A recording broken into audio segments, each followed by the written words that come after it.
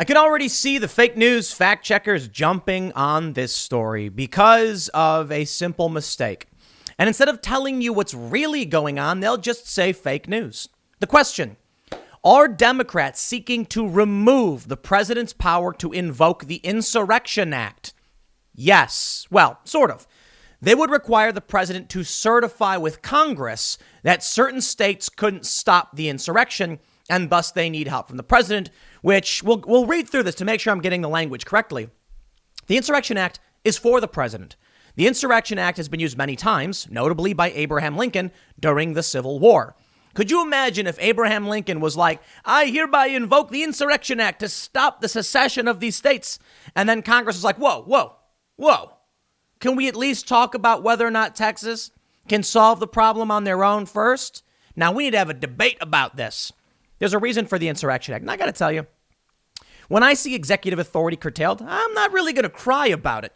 So I'm not all that angry. My bigger concern, I guess, is it's an emergency power that's been used for legitimate reasons and typically only in extreme circumstances. And it's hard to know where that line is between too much federal authority and not enough. Taking away the president's ability to act quickly and decisively in the event of insurrection might be a mistake in the long run. But before we get into all this and I show you what's happening, let me just say, my friends, you gotta stop getting your news from just tweets. With Chuck Colesto, I believe this is where the official the start of this rumor happened. He tweeted, and I got the actual tweet here from Chuck. Breaking report. Hidden in the 5,893-page bill that real Donald Trump is anticipated to veto is a provision that says nullifies the president's use of the Insurrection Act. But he links to an image of H Amendment 833 from Escobar for H.R. 6395. Let me lay it down simply for you. That's the NDAA, the National Defense Authorization Act. Now, I think Chuck was correct in the spirit. He just confused the bills. I got the number wrong. So I'll put it this way. Chuck made a mistake. It's fine. I believe he deleted the tweet. It no longer exists. And that was, I don't know if that was actually the right thing to do. He probably should have just attached a correction to it. But the stimulus bill isn't even 5,893 pages. So here's what's happening. I saw this tweet when he tweeted it. A lot of people were sharing it saying, whoa, they're trying to take away the president's powers to invoke the Insurrection Act. I noticed the image he posted is from July, and it's H.R. 6395. That's not, I believe the spending bill is H.R. 133. I'm not entirely sure. And I saw that right away. But everyone kept sharing it. It got 21,000 retweets. All you had to do was a Google search. But people, they don't trust the mainstream media. So when they saw this, they believed it. Now, we can see this tweet just below it. This is just a general search for Insurrection Act. John Basham corrected it, said it was the NDAA. And many people started to point this out. But a lot of people were repeating that same bad number, 5,893. I believe the COVID stimulus bill / omnibus is 5,543 or something like that. So even the page number was wrong. Everybody started sharing this. He deleted it. We have Gurr Graphics. Is that Ben Garrison, I believe. And he said, nullifying the president's Insurrection Act powers has to go, along with 5,000 pages of garbage. It's not in that bill. Now, Donald Trump is expected to veto the NDAA. And I got to say, really interesting that they wanted to get Trump to sign off on this after taking away his powers to invoke the Insurrection Act in one of the stupidest ways imaginable. Like certification of states to make sure they have the ability to, quell the insurrection defeats the purpose of what the Insurrection Act is. And I have an article from history.com, History Channel. Of course, we trust them because they make ancient aliens. That's a joke, by the way. We also have this tweet from Laura Witzke. She says, why did Congress bury an Insurrection Act nullification provision in a 5,893-page bill? Why did Congress also originally pass the bill without reading it? Not the correct bill. Lauren is Republican, a former Republican nominee. So a lot of people saw that tweet and they got it wrong. Fact check. Does the stimulus bill nullify the Insurrection Act? Fact check says no. No, that's the NDAA. Newsweek says, the bill prompted bipartisan fury for a lot of reasons. We get it. Trump says 2,000, not 600. We all know this. The president and many of supporters are still promoting baseless conspiracy theories, says Newsweek. Soon after the stimulus bill was passed, claims began appearing online suggesting that the legislation which Trump said he would veto, included a measure to stop the president from invoking the Insurrection Act. This power allows the commander-in-chief to deploy military and federalized National Guard troops within the U.S. to maintain order. Right-wing extremists and conspiracy theorists are urging Trump to use the act to rerun the election and prevent Biden's inauguration. The claim centers on a screenshot detailing a proposed amendment to H.R. 6395. Among those sharing the screenshot was Chuck Callesto, an unsuccessful Republican congressional candidate from Florida. He shared who has shared right-wing disinformation in the past. Social media entrepreneur Mike Corddry also shared the misleading image. Corddry later realized the mistake and posted another tweet explaining. This was a secret provision added to the NDAA, the National Defense Authorization Act, not stimulus bill. There was nothing secret about the amendment, which was passed with a majority Democratic but also one Republican vote. That's true. That's not a secret. It's from July. Nobody noticed it. So it's a good thing that Chuck did notice it now. Trump is set to veto the bill. He said he would veto it unless they repealed Section 230 of the Communications Decency Act, which would be a huge mistake. So signing it, not signing it, whatever. 230, yeah, rocking a hard place for the American people. Mitch McConnell, however, is planning something. He's planning to override Trump's veto. Senate to return December 29th for potential Trump veto override vote. And this is about the NDAA, the Mammoth Defense Bill. McConnell, speaking from the Senate floor, said that he had struck a deal with Senate Minority Leader Chuck Schumer for the chamber to return for a rare post-Christmas session, during which he said they will process a veto override. My intention was and is to ensure the Senate continues fulfilling our obligation to the men and women of our armed forces. I hope the president will not veto this bill. In the event that President Trump does not elect to veto the bipartisan bill, it appears the House may choose to return after the holidays to set up a vote to consider the veto. In the event the president has vetoed the bill and the House has voted to override the veto, the Senate would have the opportunity to process a veto override at that time. This is really interesting stuff, I tell you. The Insurrection Act is an important power used by many presidents, and I'll break this all down. They're going to take it away. That's quite unprecedented. The Insurrection Act goes back to 1807. Alexander Hamilton. Let me get the names right.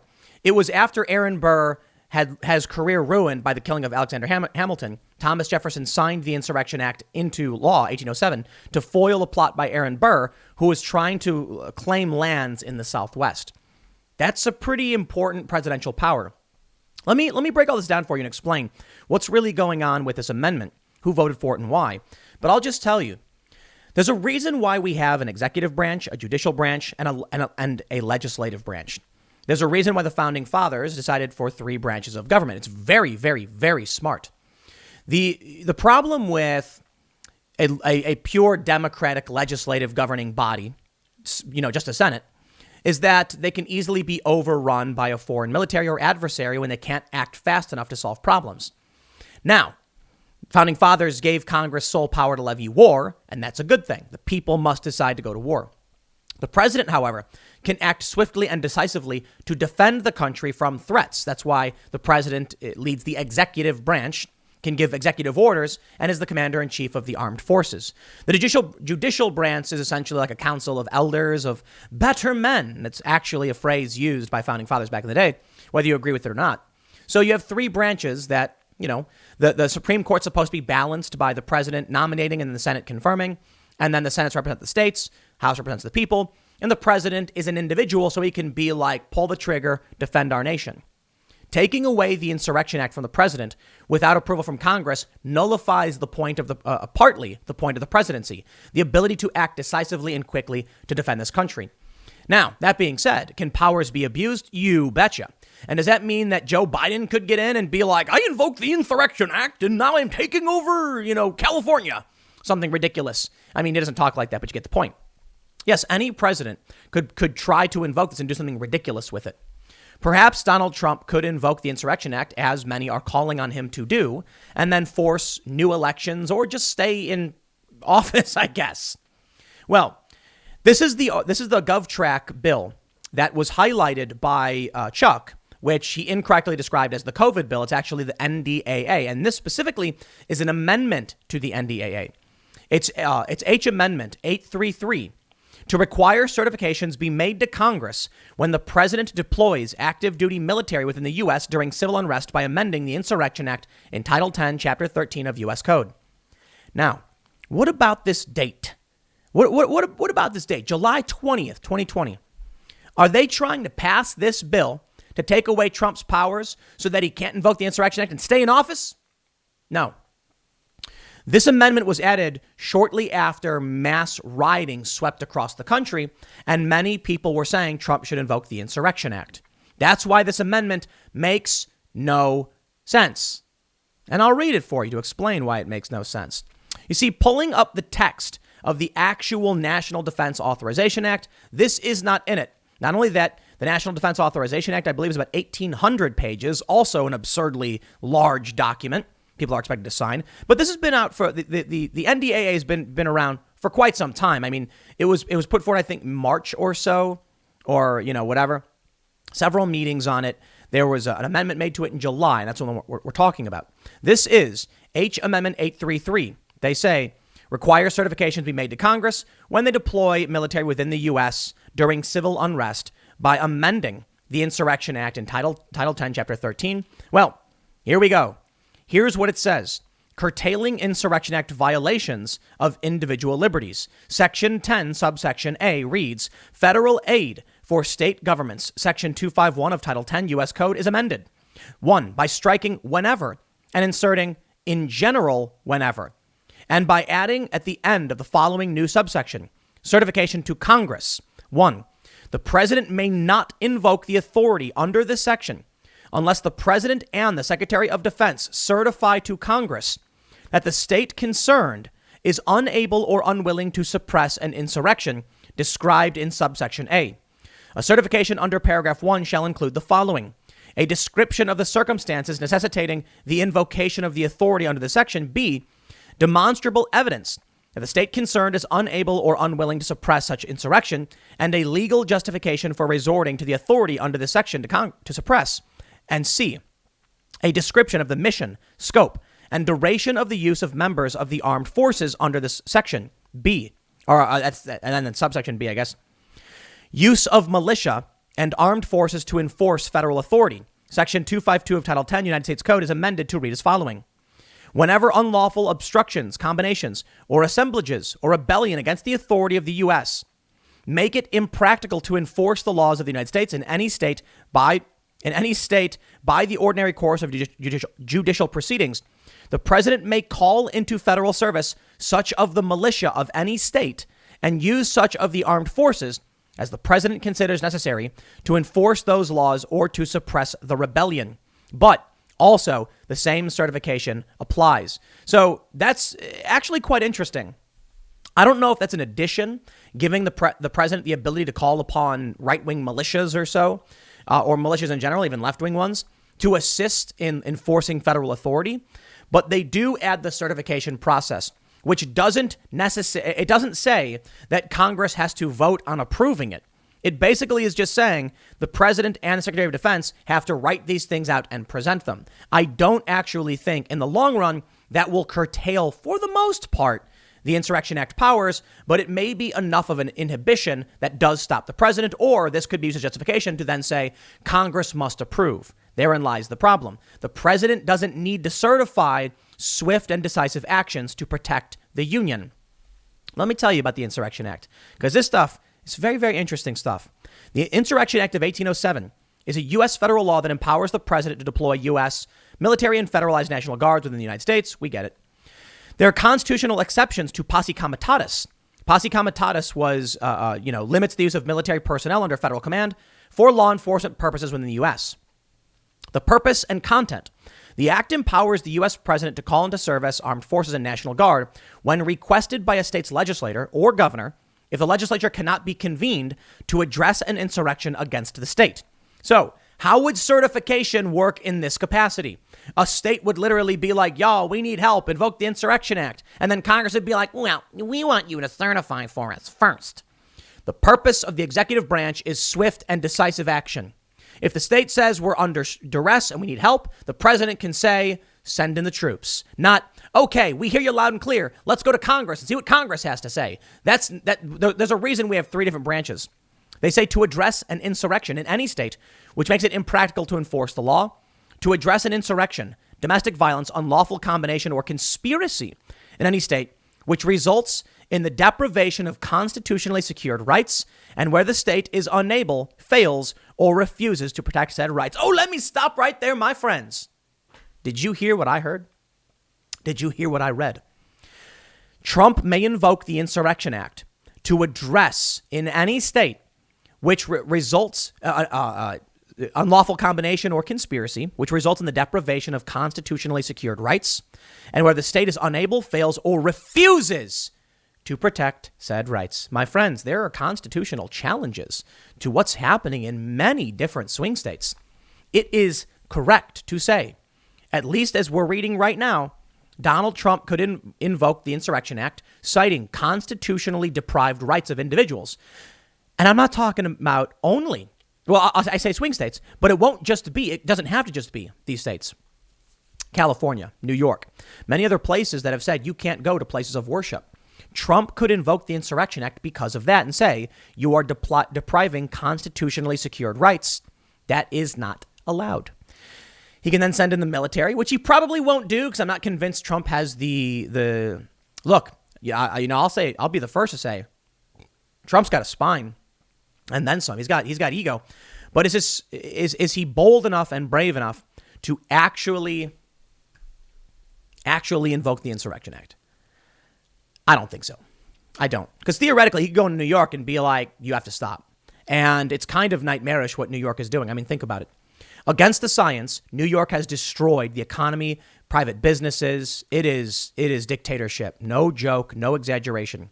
They're now saying that as these buildings' value collapses and everyone flees the city's like, we're going to buy them up, turn these office buildings into housing. That's insane. That is some kind of evil government, authoritarian, psychotic, despotic behavior. Really, really crazy. But let me give you some more context. They say this. The 1807 Act replaced the earlier Calling Forth Act of 1792, which had allowed for federalization of state militias, with similar language that allowed either for federalization of state militias or use of the regular armed forces in the case of rebellion against a state government. So let me show you the application. They say the Insurrection Act has been invoked throughout American history. In the 19th century, it was invoked during conflict with Native Americans. In the late 19th and early 20th centuries, it was invoked during labor conflicts. In the 20th century, it was used to enforce federally mandated desegregation. So here we have, in April 19th, 1808, Thomas Jefferson. Affected area was Lake Champlain, Embargo Act violations. In August 23rd, 1831, Andrew Jackson, it was state requested in Norfolk, Virginia, Nat Turner's slave rebellion. January, we saw Williamsport, Maryland, labor dispute. Now the most significant one, April 15th, 1864, Abraham Lincoln invokes the Insurrection Act in the affected areas of South Carolina, Georgia, Alabama, Florida, Mississippi, Louisiana, Texas, Virginia, North Carolina, Tennessee, and Arkansas in the Civil War. And it goes on. The last time it was used was in L.A. under George H.W. Bush for the L.A. riots. It was used in 1968 at the 1968 Chicago riots. It's been used quite a bit. Baltimore riot of 1968. Why didn't Trump invoke the Insurrection Act when we saw the nationwide rioting? It's certainly in line with what we've already seen over and over again, and he could have shut things down immediately because Trump is not the fascist they're claiming he is. And you know what? Honestly, it might be a bit of a problem. Presidents going all the way back to 1808, nearly at the start of this country, have used the Insurrection Act to stop rebellion, violence. Not always a good thing. But seems to be, for the most part, a fairly good thing to do. Stopping a lot of riots and, the authority by which Abraham Lincoln declared war against the South, who had been seceding and fought to end slavery.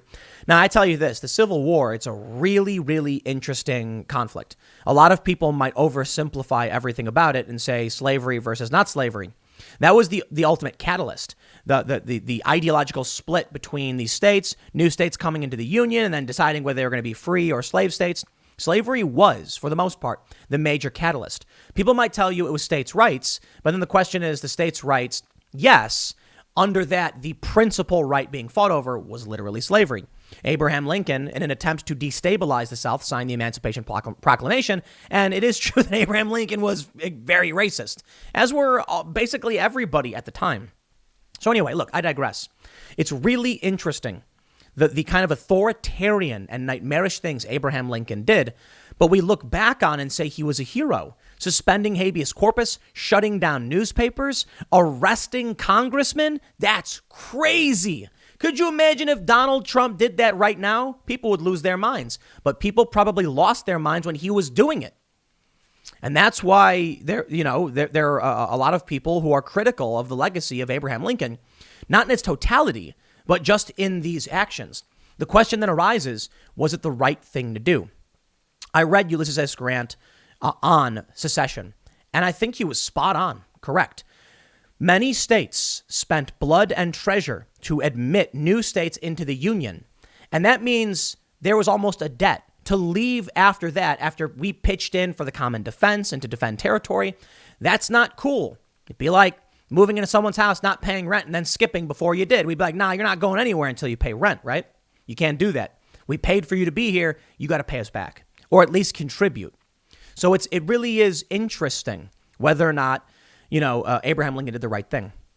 But I bring up Lincoln in reference to the Insurrection Act because of those who would call on Trump to do the same thing.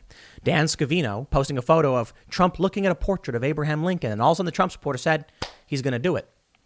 So it's no surprise then that we're now seeing concern over whether or not Trump will have the authority to, with the NDAA being put through some kind of certification process.